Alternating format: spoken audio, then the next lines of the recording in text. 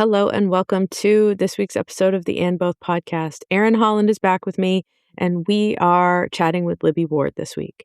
So Libby, for those of you who don't know, is a Instagram, TikTok famous mom who calls it like it is. Now, I have never met Libby in person before, but I have followed her for a very long time. I came to her account during the pandemic days when, everything was upside down and sideways. And she was someone that I really enjoyed all of her content because she really said a lot of the quiet parts out loud, which is hard to do. And I think it's hard to do is come across as authentic and call things what they are on the internet. And so I really loved her content and then found out that she had a book coming out called Honest Motherhood on Losing My Mind and Finding Myself. And then when we had the opportunity to meet with her and to hear more about her story and the book and how she sort of got started in all of this space to share it out with the world, I am thrilled. For those of you who have followed for a long time, she was Diary of an Honest Mom was her old handle.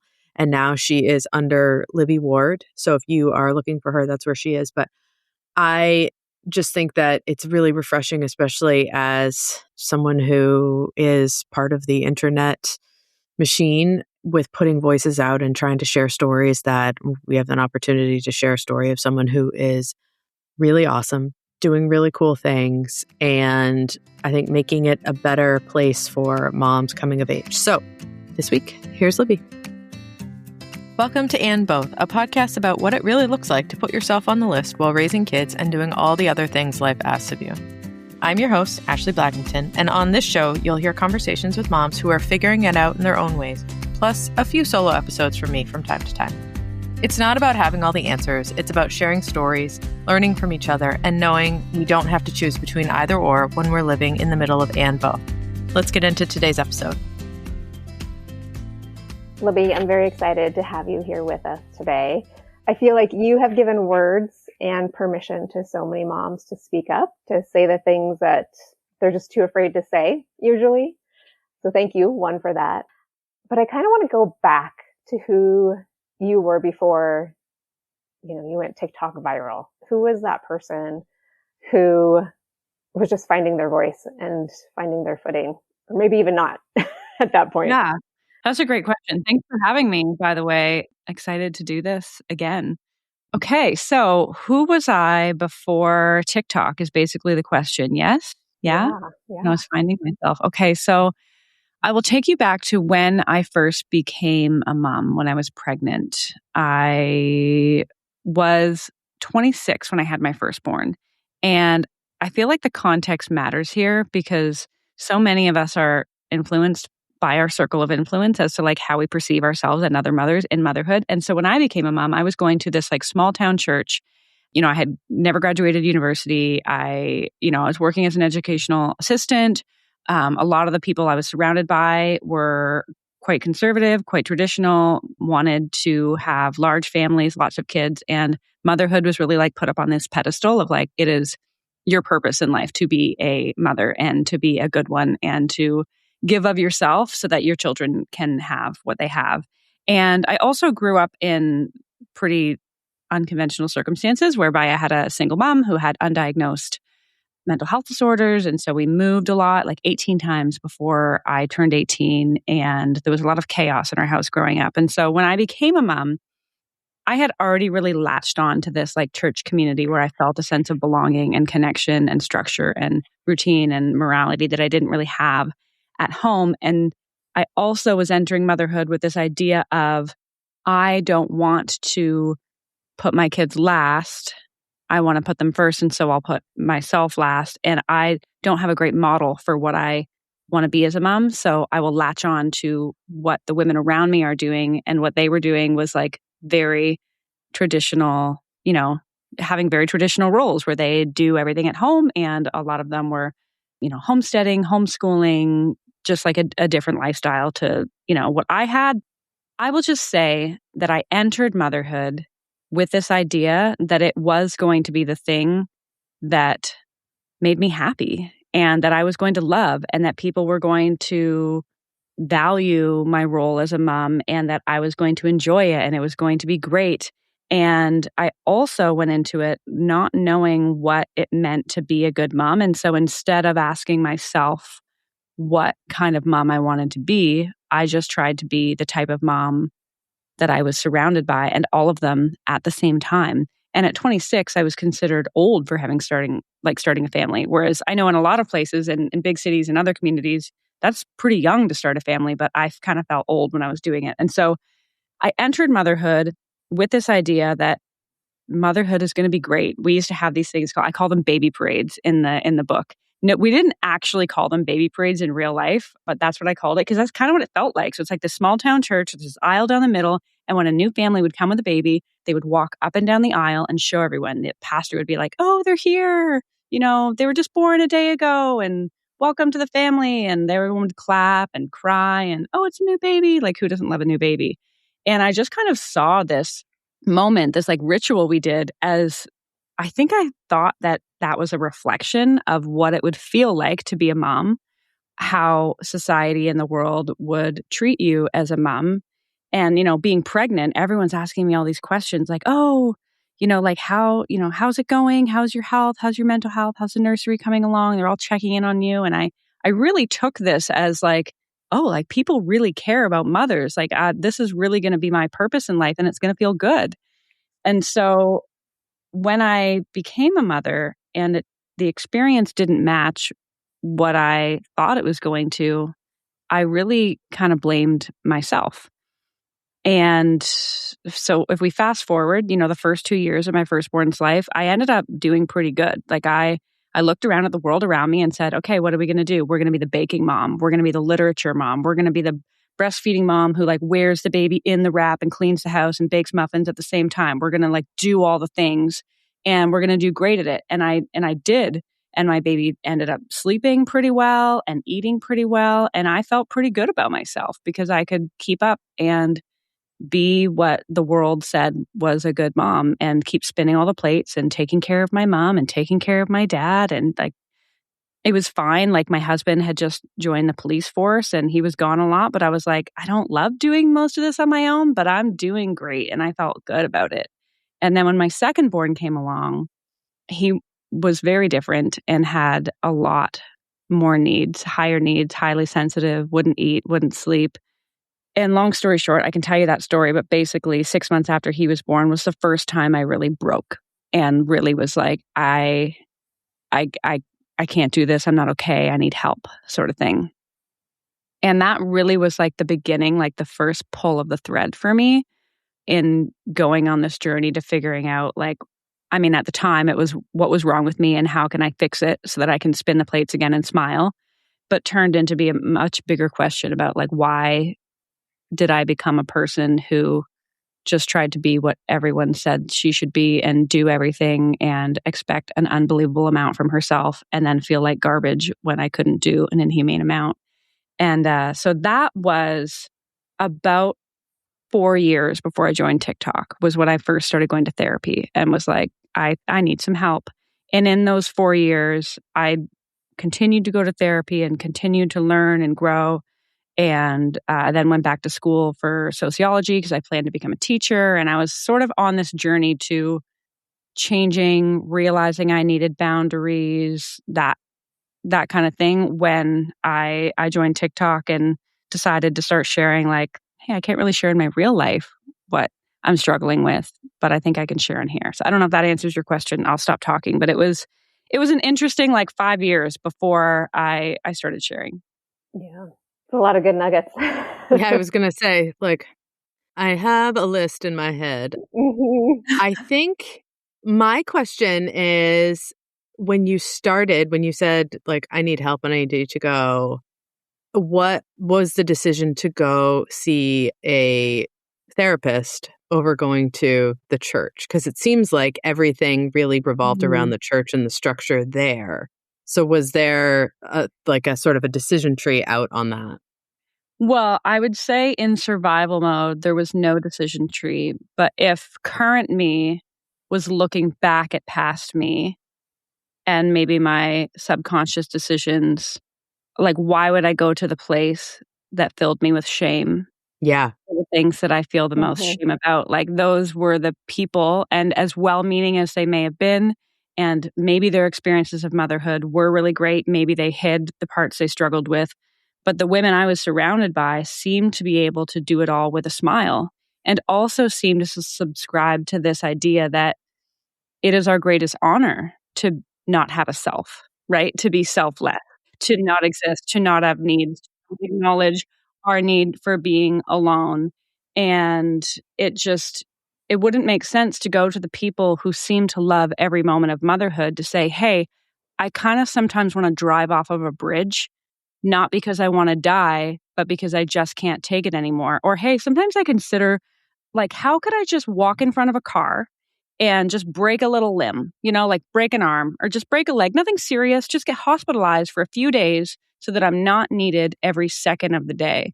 Like the thought of the thought of going to the place that had this high standard for what motherhood should look like and feel like and be like, and then say my darkest thoughts and my deepest rage. And like the way the postpartum depression showed up for me was not sadness. Like I wasn't sad. I wasn't crying. I wasn't lying on the couch eating bonbons, like neglecting my children or doing, the different things that I had thought that postpartum depression might look like. I was pissed. Like I was mad. I was mad at my husband for getting to leave the house. I was mad at my kids for needing me. I was mad at my friends who didn't have kids and my friends who had kids who were easier. I was mad at my parents for everything they were and everything they weren't.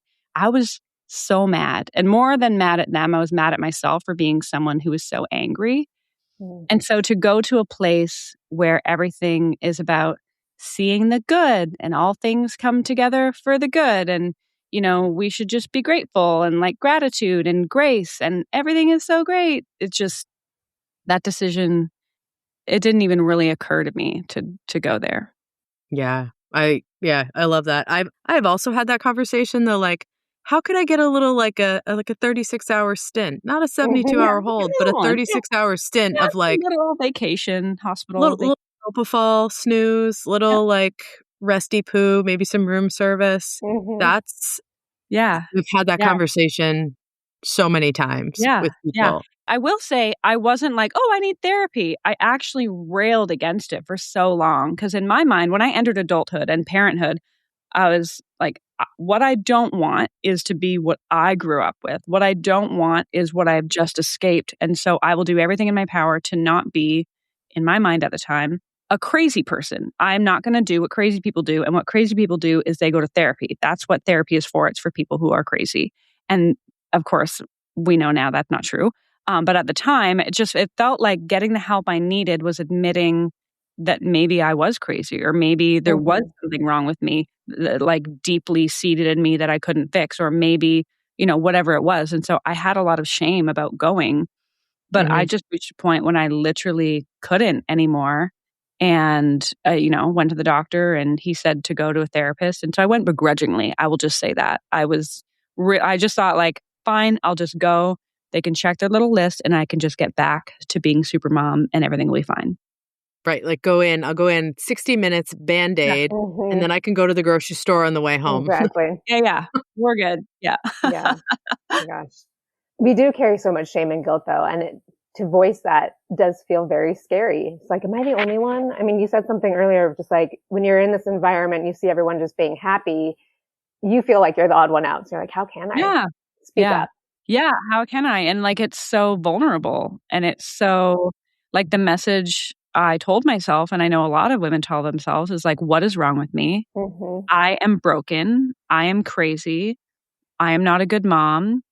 And if that's the thing we're telling ourselves, then of course it's going to be scary to say any of those things out loud. No, we were never taught that you can hold both those things, right? Of like, it's that and both of like, I can feel ragey and still be a good person, like. Yeah. And that was my first lesson in therapy, right? Like it didn't solve everything, but I just remember telling my therapist how angry I was at everybody in my life and how much I hated myself for being angry about it. And she said, do you often feel bad about feeling bad? And I just thought, yeah, like, doesn't everybody? Like, of course. Isn't that what we And do she was here? like, that's, Yeah. you are allowed to have negative emotions. You are allowed to not enjoy motherhood and still be a good mom. You're allowed to be angry and also still love your children. Like those two things can exist and it doesn't have to hold meaning. And actually allowing yourself to feel those feelings is the first step to figuring out what to do with them, because you can't change what you can't feel or you can't Right. notice or you can't name. And so that was like my first big light bulb moment of, oh wait, I'm not a piece of garbage for having these negative feelings. Feelings are a normal part of the human experience and I can still be a good mom. Like that was new information to me. And it took a long time. It's taking a long time to like embed in my brain. Oh, yeah. I'm really curious about the TikTok piece of it, because you're not the first person that I've talked to that's like, I can't share this with the person down the street, but I'm going to put this on the internet. And like, Right. Yeah. Because the it's not real. Yeah. right. Like it's like, I have to get this out and I want it to volley over my neighborhood and Mhm. land everywhere else. Like, how did that initial part go? Like, how were you like, I Yeah. just push play and carry on? Like, how did that, what were the baby TikTok days like? Yeah. I mean, I will say my ability to post publicly was in some form of dissociation. Looking back, Mhm. like believing that it must not be real. Like my real people won't ever find me here. So it's a safe place to do this kind of thing. But if I can rewind a little bit, so I'd been in therapy. I've been trying to work on myself. The depression had kind of subsided. But then I just got back to doing all the things for everybody all the Mhm. time. Like I cared for my parents. I was a default parent. My husband worked a lot or slept a lot because he worked all night. My son went from not really eating or sleeping to still not really doing those things, but also not being able to speak properly. And so we were in a lot of speech therapy. I was carrying a lot for everybody and still trying and volunteering and, just trying to do everything. And when my kids when they were both going to be in kindergarten for the first time, I was like, you know what? I think I'm going to do something for me. And so the thing that I decided to do for me was to go back to school because I wanted to be a teacher. And so I went for my sociology degree. And my very first class was 6 months before the pandemic happened. So the timeline here matters, right? So it's Mhm. fall. I'm going back to school. I could only go to one class. There was a certain night was the only night I could go. And the only class I had available was sociology of sex and gender. And I went into that class and my mind was blown for 4 months. Like I'm surrounded by these like 20-year-olds who could care less about being there. And I'm just like in the front row with a professor talking about the mental load and Mhm. default parenting and the invisible labor that women carry. And, just like the patterns through culture and society and how it affects women's mental health and physical health and all of society, that women are just carrying this invisible labor for caring for both children and aging parents and all this. My mind's blowing. And I learn also for the first time that feminists probably aren't just rage filled, bra burning women and that Mhm. maybe they have a point, and learn about really what like equality is and things like that. And I mean, like my husband and I, we'd always had a relatively fair home life. Like when we even got married, he's always been someone who cooked and cleaned and did dishes. I'd never had to ask him to put the toilet seat down. I've never packed his lunch. But because of how our life was structured, I did become the default parent. And so, anyway, my mind changed a lot in those months between the therapy I had done to actually believe that I have worth as a human being. And then going back to school, I really started to change my belief system. And that's when I first heard the words TikTok. There was like these young girls, they're like 20-year-olds who like, they kind of like took me under their wing as like the mom going back to school. And we were on like a study break and I have my lunch, I come back and they're standing doing this like dance thing and filming themselves. And they're like moving their arms all weird. And I kind of was like, hey, like, what you doing? They're like, oh, TikTok. And I was like, oh, that's weird. And I just decided like TikTok must be like a clock dance, like because they were doing like arm things. I'm like, oh, it's a clock dance for sure. And so a few months later, I'm working in a grade 7 classroom and I see some girls doing a similar thing. I'm like, what are you doing? They're like, TikTok. I'm like, what's TikTok? And they're like, oh, it's an app where you like do dances and post them and people can copy them. And I was like, the public can see it? They were like, yeah. And I was like, don't do that. Like, it's bad. The internet is dangerous. Like, don't go on there. And then it was 2 weeks later, March came, the pandemic hit. I was home with my kids and I thought, I'm going to figure out what this TikTok thing is. And so I signed on and I very quickly just like fell in love with the app. Up until that point, social media was a place that really just like filled me with a lot of shame and not enoughness and feeling like I couldn't keep up and everyone else seemed to be nailing it, much like at church and other places in my life. And TikTok seemed to be a place where people actually told the truth and were their authentic selves. And so I started making videos pretty quickly, just thinking no one would see them. And mostly it was like funny, relatable stuff. Mm-hmm. And so the early days were exciting. I really was never considering that anyone would find me. I mean, even once I hit 10, 20, 30, 40, 50,000 followers, I thought like those are just strangers in the United States. These are not my, people I've gone to church with. They're not my Canadian neighbors here. They're not like, it's not, my brother's not going to find this. My mom's not going to find this. It's, it's my secret little place. And I think that, there were hard things about that, but mostly I think it was great in that it only served to bolster my confidence in what I was sharing. And not only in sharing the hard parts of motherhood did I realize, oh, Libby, you're not alone. Like, you're not crazy. A lot of people are having these experiences. And in fact, many women are in positions where their experiences are even worse. People saying, oh, I haven't had a night away from my kids in the 10 years that I've been a parent. Oh my goodness, my husband's never changed a diaper. Oh, I didn't get any maternity leave. All these different stories I'm hearing. And my mind is then continually being blown like, oh my gosh, like a lot of moms aren't okay. It's not just that like I'm the anomaly and everyone else is handling it. And I'm just like this broken, sad, incapable, like garbage can of a person. Actually, moms everywhere are assuming they should be able to carry the weight of the world on their shoulders and the world is treating them as such. And then they're blaming themselves for not being able to do it all. And oh my gosh, we have a problem here. And I say it bolstered my confidence in sharing more because it's not like I was just sharing to friends and family and neighbors and people being like, oh, I don't really get it or, whatever. I got a chance to test out what I actually was beginning to believe and feel and experience and know on a group of people who were very similar to me. And it like bolstered my confidence to keep sharing. So then when trolls would come, when I got my first hate comments or I got my first whatever, it was easy to brush off. It's like, oh, my content's not for you. Like, I know it's helping these people. I know it's helping me. And so like, I don't need to worry about what you think about it. And so I think by the time I really blew up and like the people I knew in my life and whatever found me, I kind of was like, no, I know that this matters, even if you don't agree with it. I love that. I know. Yeah. And then as you built that confidence, did that just create this whole new purpose for you of like, oh, this is the path I'm going to go down? I feel like it's been finding that footing and going viral, I'm sure is just so discombobulating. Yeah. But through that, you have found this path that is just.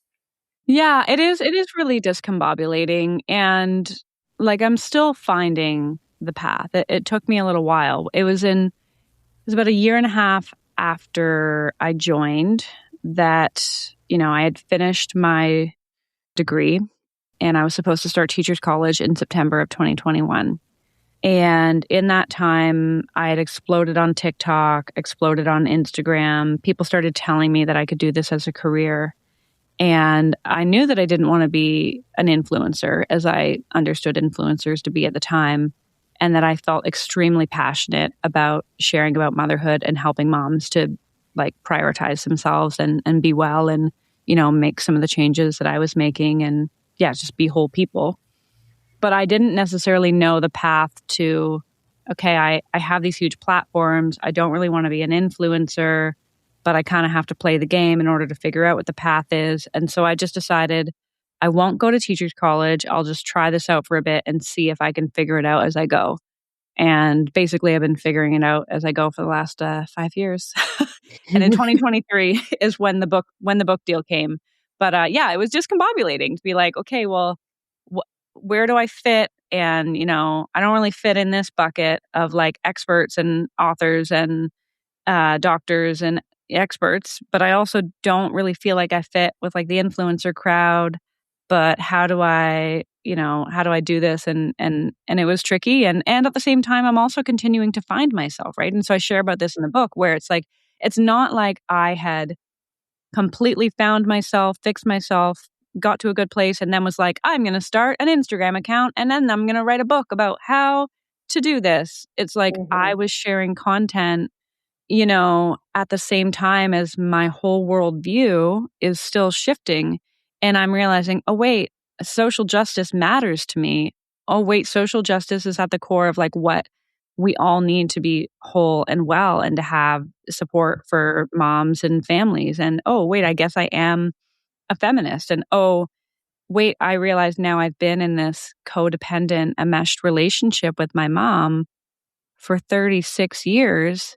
And despite the expectations I'm lowering for myself at home, and despite the progress I'm making in other areas of my motherhood where I'm feeling less guilty or I'm, making changes, I still can't say no to this person who raised me. I still allow myself to get hurt and go running back. I still allow these things to happen and then snap at my kids because I'm stressed about something else. And it was while I was still growing on TikTok when I went no contact with my mom, which I share about in my book.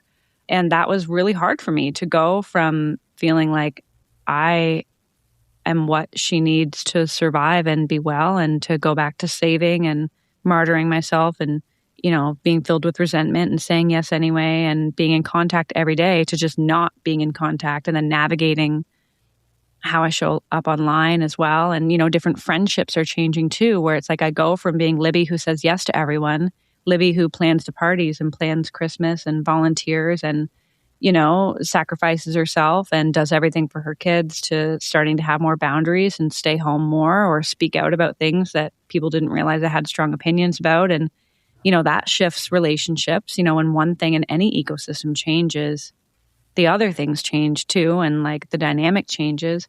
And so it was hard because I was finding myself and finding my voice and beginning to listen to my voice and beginning to know who I am and be that person out loud at the same time as growing a massive public platform and then having a lot of new people in my life as well. And so it was discombobulating, but it's also, I think it's helped refine like my ability to know myself as well and be like, stick my feet in the ground and be my own steady force.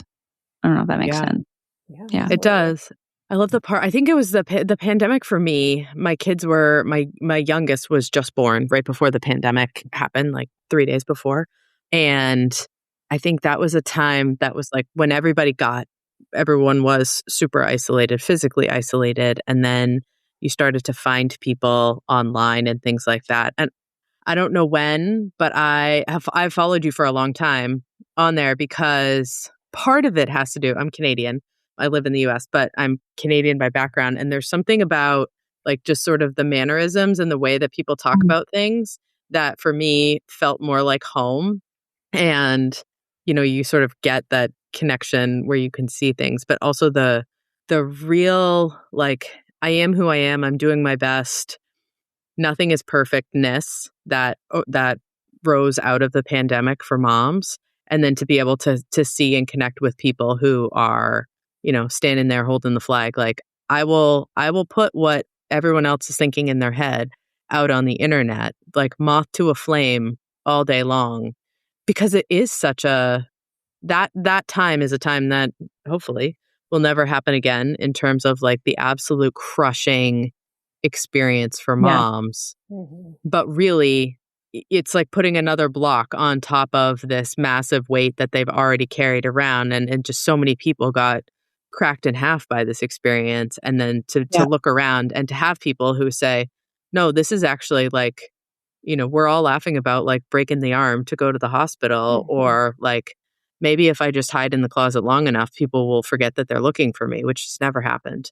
But if we have other people around us, then we feel less shame, less guilt, and all of those things. Less alone, less shame, less guilt. Like, mm-hmm. Oh, this is a common experience. And also, given the circumstances, anyone would feel this way. I think that was one of my big lessons in sharing and like seeing other people share and connecting with other moms with similar experiences. It's like, if you objectively step back and look at everything you're doing, any mom listening, but all for me at the time, once I finally was honest about everything I was carrying, and I stepped back and was like, oh, okay, you have 2 kids, you're the default parent, one of them is high needs, both your parents are high needs. Also, you don't have consistent support every day of the week from your partner or other consistent support, and you're also volunteering and you're also going back to school. Like, who wouldn't go insane? Right. Like, if you objectively like look at your life from a bird's eye view, or have somebody else look and like look at everything you're expecting of yourself each day, it is too much. And I think we've just gotten so used to over functioning as mothers and so used to assuming mothers should be carrying the weight of the world, that rather than our immediate first go-to being, hey, this is too much for any one person and that's why I feel exhausted, we go, it's too much because I am not enough.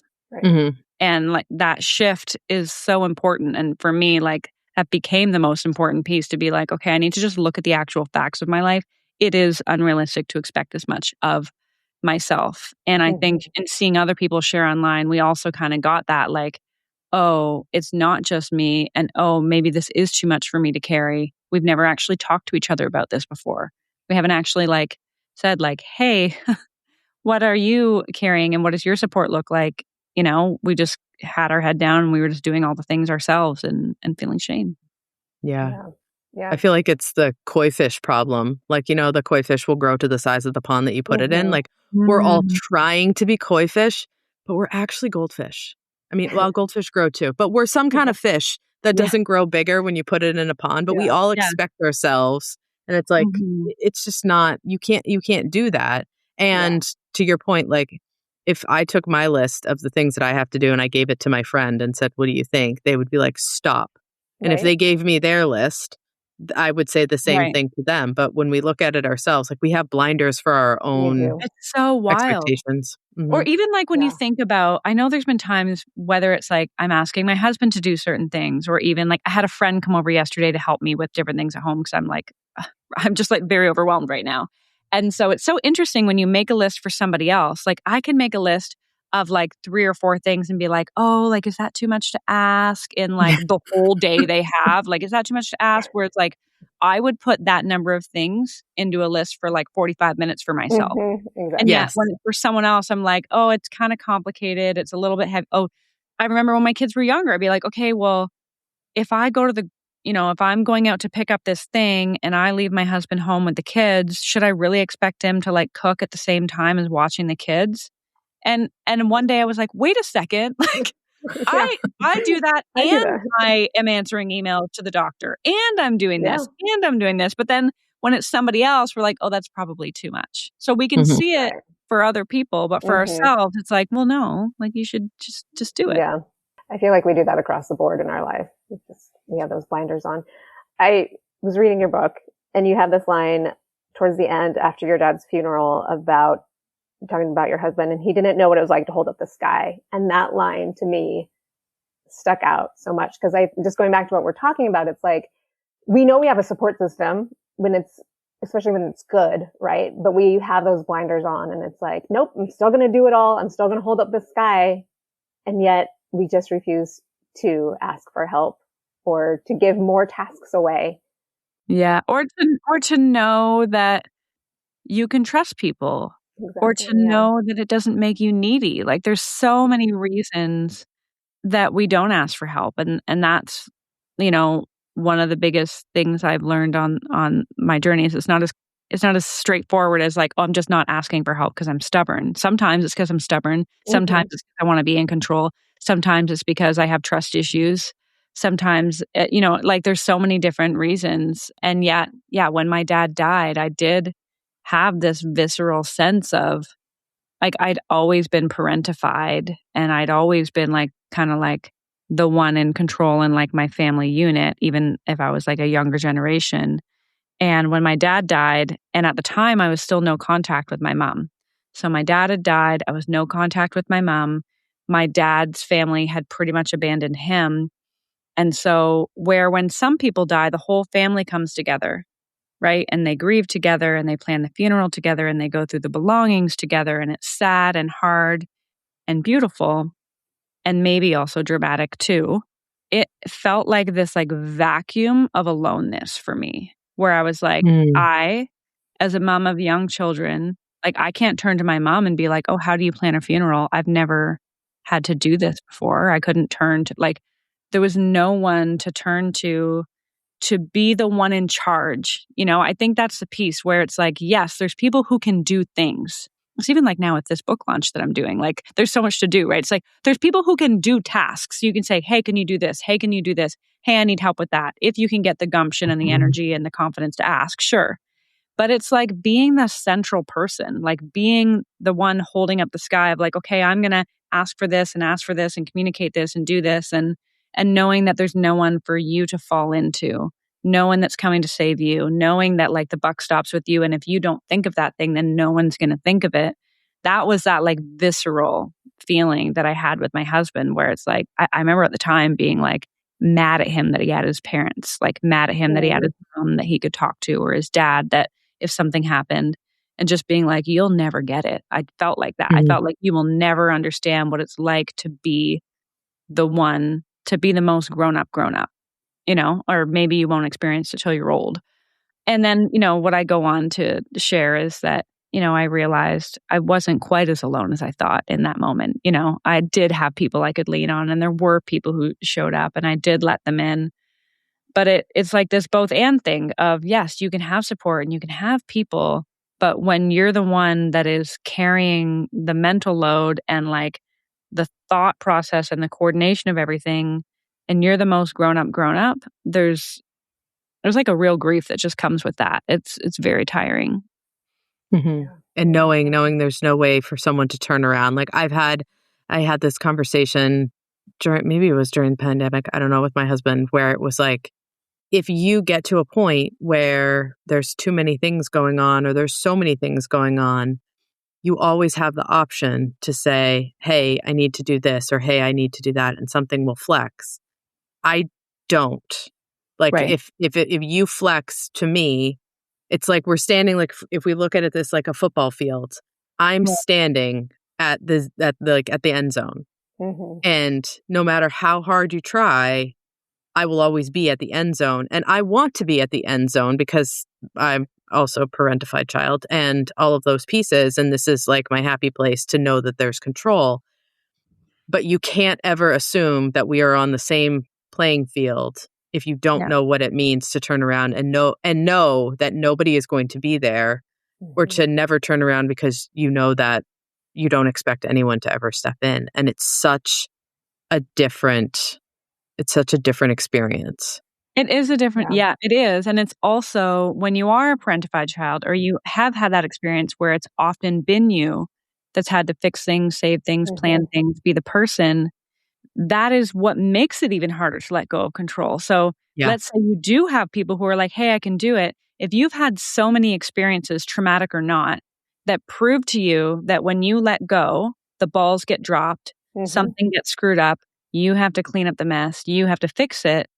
That just trains you in your brain to say, well, no, I don't want to give that up, because it's actually going to be more problematic by giving that thing away. And I think often, like, I can be as someone who I can beat myself up for like, why can't you just like let people do things, or like let go of control or whatever? And I can like shame myself, and I have to come back to, no, there's a reason that you're like this. Like there is a reason that it's hard to let go of that thing. And when you keep having experiences that prove to you that you're always the one that's going to save you, and that it's going to end with like you're the one that's going to have to handle it, then it makes it hard to let go. Yeah. Hey, it's Ashley. When I started my business, my first business, it felt like I had two options: figure it out on my own or pay a high ticket price for a coach, and there was nothing in between. I was a beginner trying to make smart decisions without burning myself out or my savings, so I built what I wish had existed. This course is 6 clear, practical modules that take you from first decisions to launch and beyond. No fluff, just guidance, structure, and support. and no how bad do you want it or we all have the same 24 hours in the day guilt trips. I created it to help women build lives and businesses on their own terms, not just to sell a course. Listeners can take 20% off with the code NURTURED20. For more information, go to andbothpodcast.com.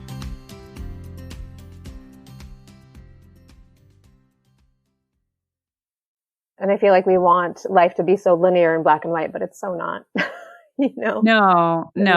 Juggling all these things can be so maddening. It's that mental load that we're talking about too. It's like, if you drop a ball, what's going to happen? I have to, we always come in and save the day, but then we're exhausted, but then we just are stuck on this hamster wheel of like, how do I get off? Which goes back to like, can I just go to the hospital and have someone take care of me?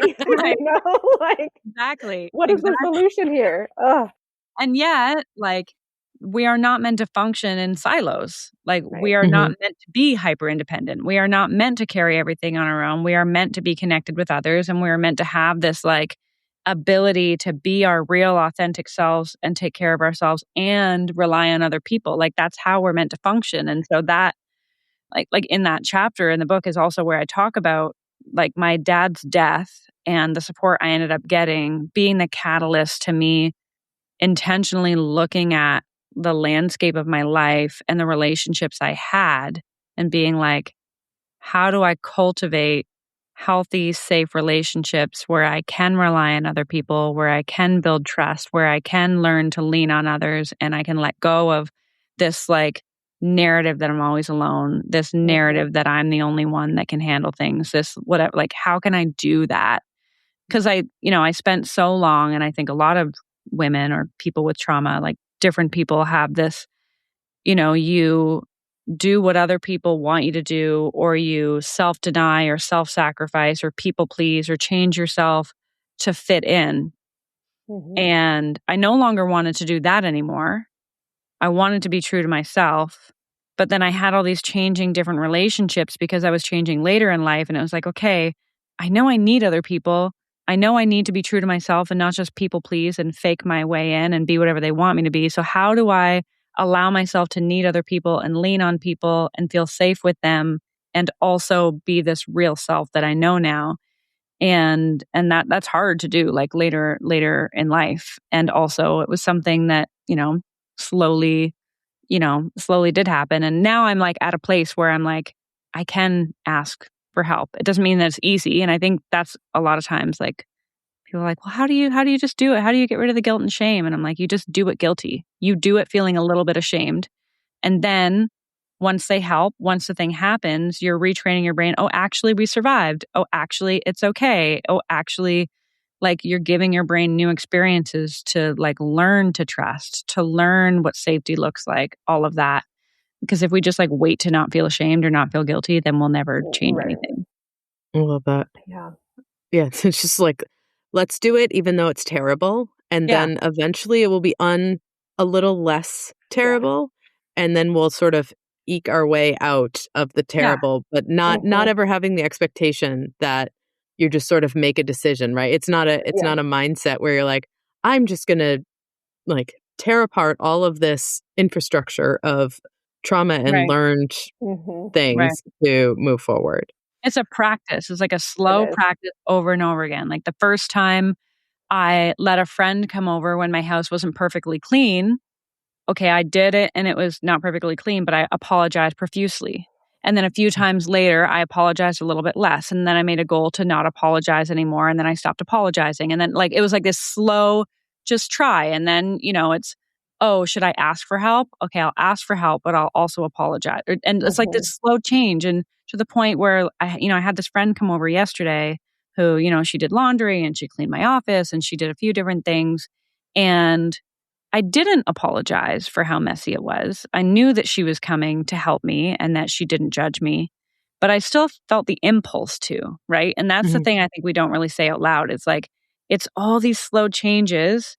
And it's like, even when you're doing the right thing or the healthy thing, it can still feel uncomfortable. And you just have to keep doing it to get to a place of growth where like, I didn't feel shame that my house was dirty. So that's growth, but I still felt the impulse to apologize, And so it's like, And so I did it that time. And then next time, maybe it'll be a little bit easier to not have the impulse, you know? Mm-hmm. There's so many books and self-help advice and whatever advice out there that is like, here's a 3-step plan and just do this or just let them or just whatever and everything will be all better.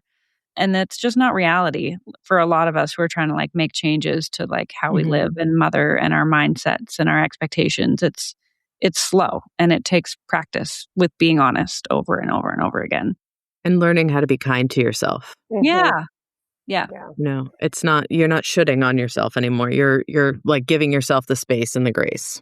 Yeah. And seeing yourself as a whole person. Like one of the things that helps me the most is when I am like feeling bad about something, whether it's what I couldn't do or how I reacted or how I feel. I'm like, if I was any other human being, if I was a friend I loved, if I was my kid, if I was my husband, if I was any other human being having this experience, this feeling, this whatever, would I be judging them? Or would I be like, yeah, like you're allowed to feel sad or you're allowed to feel tired or of course that triggers something in you.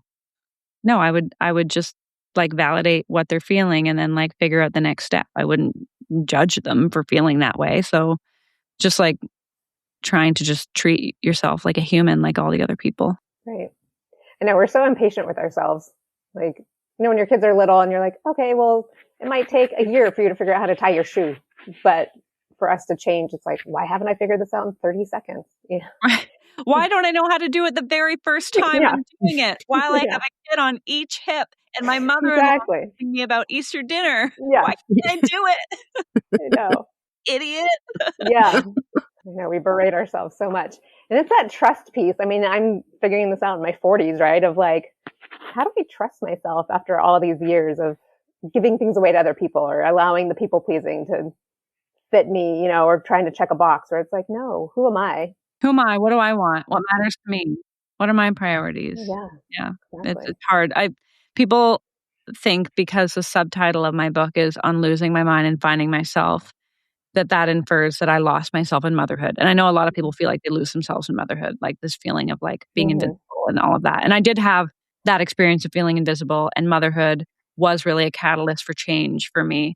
But how it went for me was that I realized later in my healing journey that it wasn't motherhood that made me lose myself. I actually never found myself or knew myself when I was younger. I didn't have the opportunity to.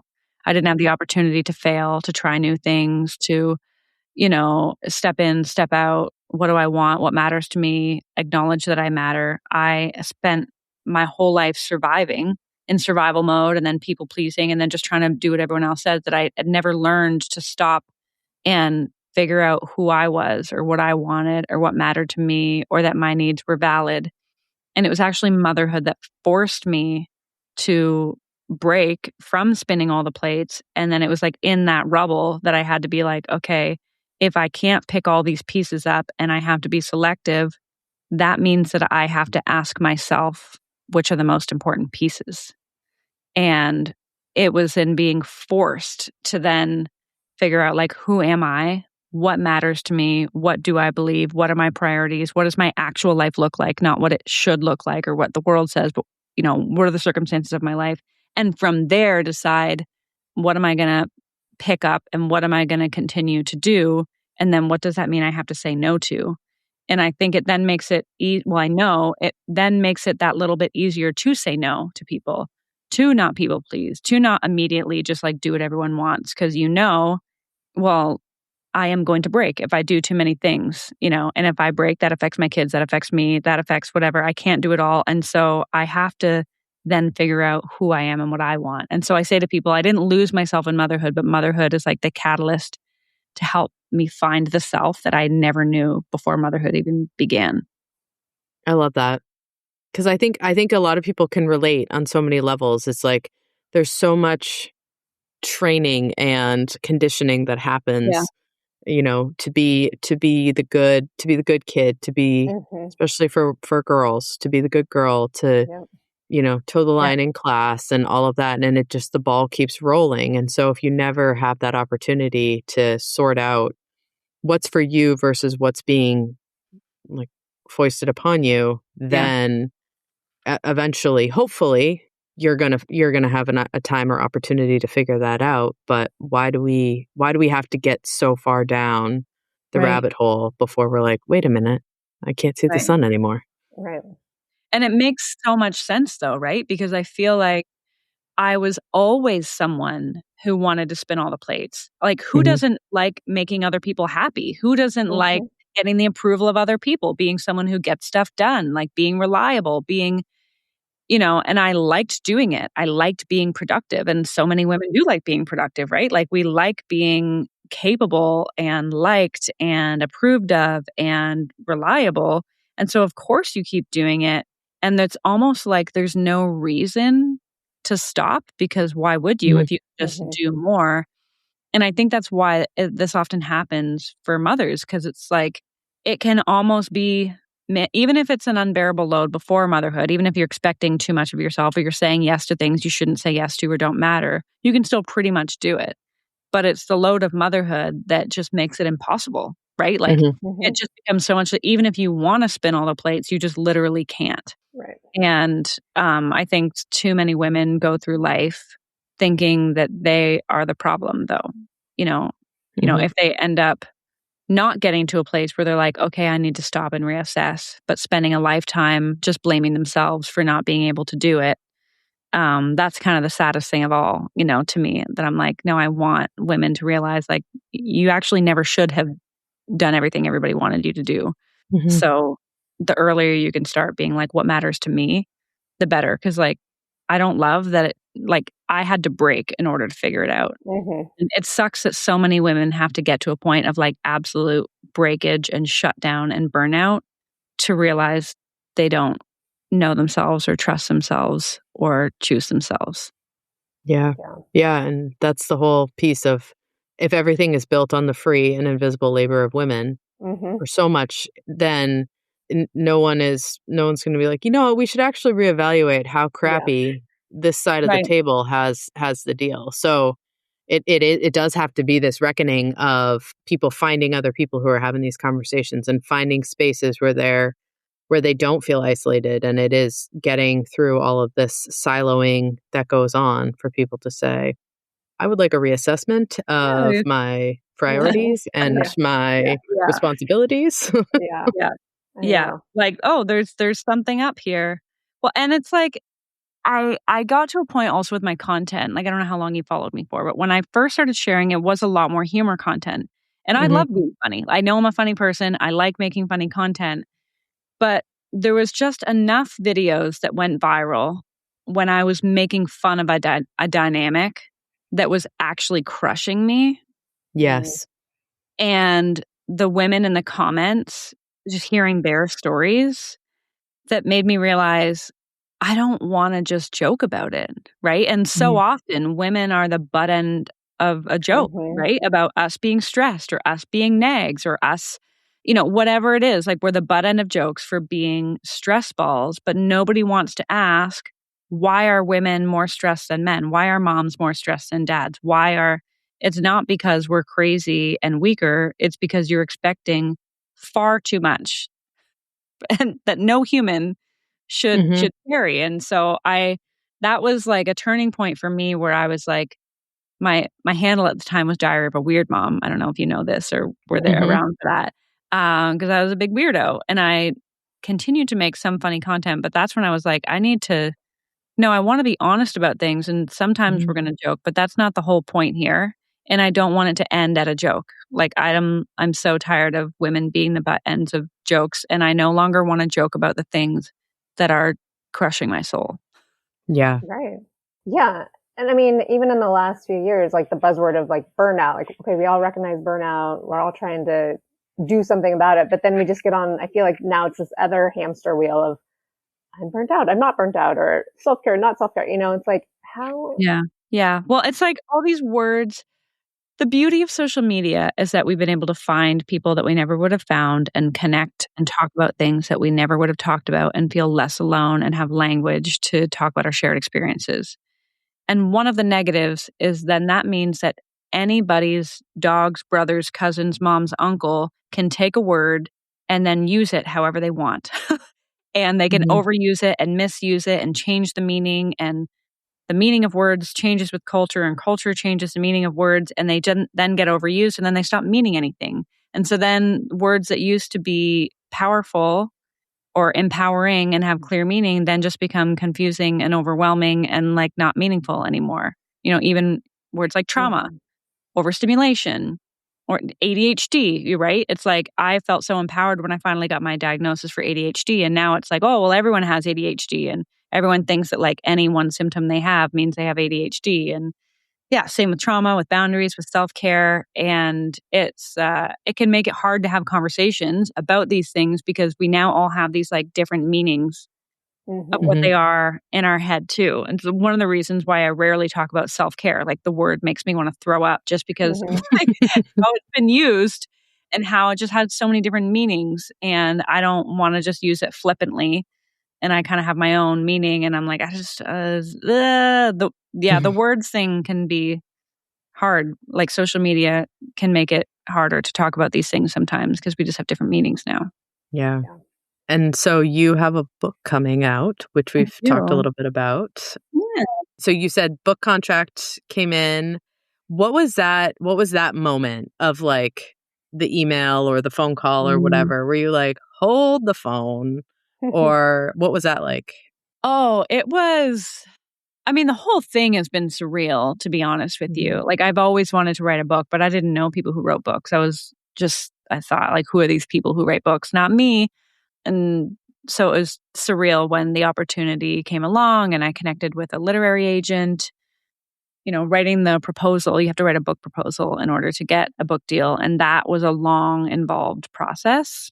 And so it was a long process to even get the book deal that came, but it happened in, I think it was June of 2023.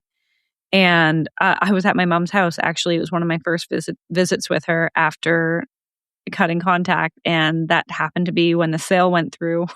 And my agent called me, and I went out to my mom's balcony and picked up the phone, and they were like, the deal went through, this is what it is. And it's like one of the best publishers out there, like Crown. They published the Obamas, and like they're the ones that bought my book. And I just was like, that's not real. That's not a thing. I don't understand that. So it's not real to me, and it's fine. It was very surreal. And then it was a long 2 years of writing. The first month was just like, oh my gosh, I'm a person who's going to write a book. That's so cool. That's so great. And then the writing process started, and I was like, what the am I doing? Yeah. Yeah. So it was quite the process writing it. And some people choose, especially creators and celebrities, choose to go with a ghostwriter. I don't know if you know this. I didn't really know this. People recommended like, oh, you should get a ghostwriter. And I was almost offended, right? Like, and I have like friends and colleagues who use ghostwriters, and I have like nothing against them. I think it's great. Like take someone who can tell your story. But I love writing and I love creating. So I was like, oh my gosh, no, like I am going to write it. But of course, I've never written a book before. I don't have a degree in like any type of like English or literature. I don't know the difference between commas. Like I am not like a seasoned professional writer. And so the writing process it was difficult for me, and just even figuring out my writing style, like I started out writing more of like a social exposition on motherhood and trying to gather like data and research and facts to back up what I was saying and believing. Partially like out of this imposter syndrome of like, who are you to write a book? Like, what are you doing? So I wanted to kind of prove myself. And also because I wasn't an author, I was like, okay, well, how do real author people write? Like, how do real writers write? And so I just tried to emulate that. And then it was just like mediocre. It was like a 5 out of 10. And I talked with my editor, and she was like, Libby, you're great at storytelling. All your stories in here are incredible. You need more stories. And at that point, I was like, okay, no, I don't. There is a reason I got this book deal. It is because of the way I say it and how I say it and my stories, and not because I have a research brain or the facts. Like I'm not, saying anything completely brand new to the world. But it's how I say it and through my storytelling and experience that, the message will get across. And so that was a turning point for me in realizing like, no, I'm going to write my story is what I'm going to do. And I'd like to say that it then just like all like flew out of me in a month, but it still took a year and a half of editing and re-editing.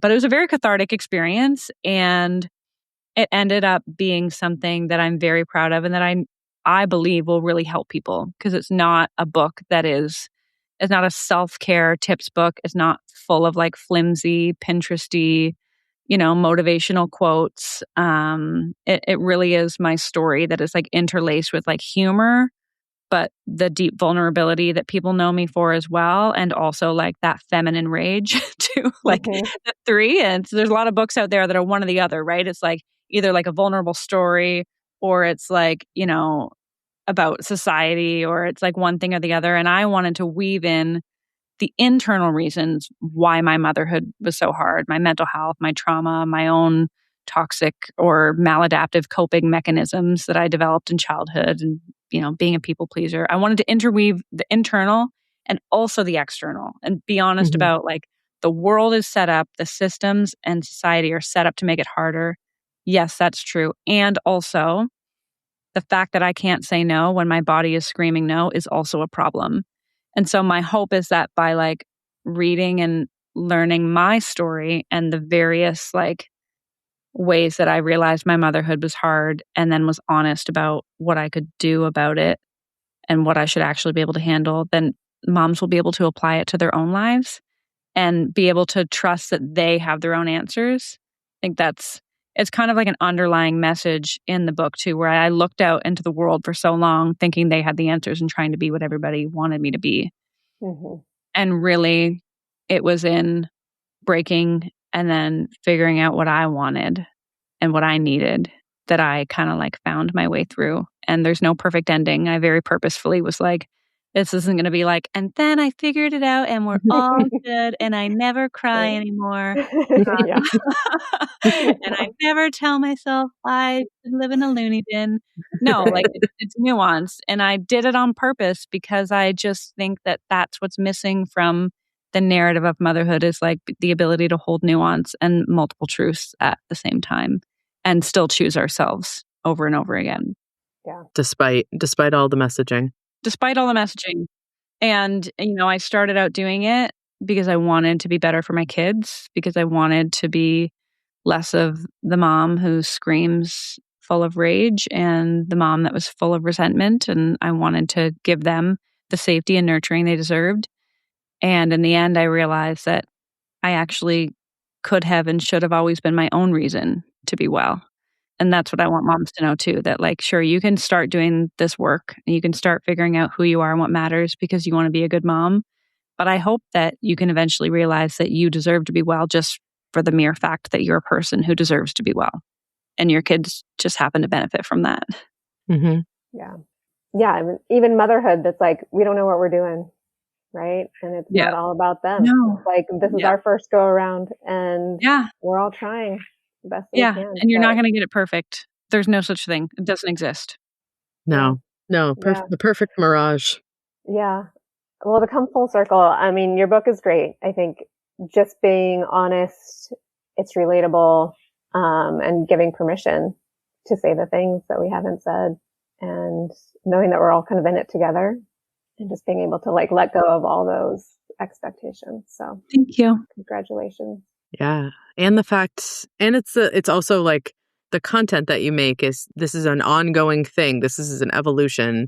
The fact that the book does not end with like, and then I packed a picnic and we all went down to the lake. It's like, no, it's we're working towards this direction. This is where we came from. Like these things are very much authentic and aligned in all the right ways of using that word, not the wrong ways of using those words, because those are other words that get out there all the time. Yeah. But just, and that's what people gravitate towards, is this person is not trying to, they're not trying to sell me a theory that they pulled out of a poem. They're trying to tell me about their experience so I can connect. Yes. Yeah. That. I have my little tiny hand that I've been fidgeting with. Yes. I have a paper clip. Yeah, that's what it is. But I tell people that the book is exactly the same as what you see online and also completely different. In that, if you had asked me 5 years ago, what is honest motherhood? Describe honest motherhood to me. I would say, it's something to do with the necessity of us being honest with each other so that we can be less alone and we can not feel as much shame. And, there's power in connecting over our shared experiences. And that is absolutely true. And that is, I think, what maybe I'm known for online. Correct me if I'm wrong. And the book, though, is that, but more so, honest motherhood now, to me, is the internal experience of being honest. Where yes, it's important to be honest out loud, but the first step always is being honest with yourself. I had to become radically honest with myself about what are my circumstances? Who is my husband? What parent support do I have? What are my kids like? What is my bank account? Where do I live? And based on the real circumstances of my actual life, what should I, and my nervous system and my trauma and my responses and my needs, based on all that, what expectations can I shift? What can I change based on those things? And it was in my own radical honesty with myself that I have made these tiny little slow changes. And that's what I want. That's what makes the book different, is that it's not just about making you feel seen. I hope that in feeling seen, it allows moms to really assess their own lives and be honest with themselves, so that rather than us just complaining, and complaining is great, it's really helpful, right? It relieves stress. Yes, great. But instead of just noting the hardships, we can go, okay, well, what can I actually do about it?